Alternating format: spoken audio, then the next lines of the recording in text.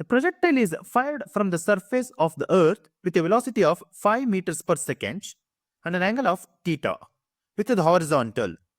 Another projectile fired from another planet with a velocity of 3 meters per second at the same angle follows a trajectory which is identical with the trajectory of the projectile fired from the earth.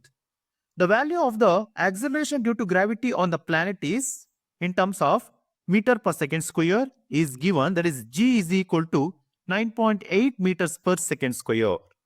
Okay, then we know here that if both projectile follows the same trajectory, their maximum heights will be equal. That is the meaning as h max 1 is equal to h max 2.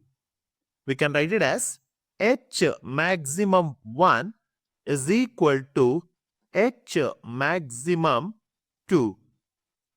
Then we can write this one in terms of the given known values, that is u1 square sine square theta divided by 2g1, which is equal to u2 square sine square theta divided by 2g2. Then on simplifying, we get u1 square by u2 square is equal to g1 divided by g2. Then by substituting the values, u1 is equal to given as 5 and u2 they are going to given as 3. By substituting this one, that is 5 square divided by 3 square is equal to g1 divided by g2. Then we got the answer g2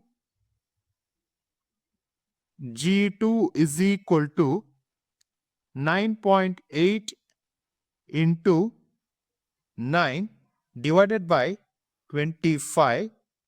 Then g2 is equal to, it is almost 9.8 into 9 is nothing but almost that is 98, almost divided by 25. We get the value, that is a 3.5 meter per second square. This answer we get in the option number A. Option number A is the right answer.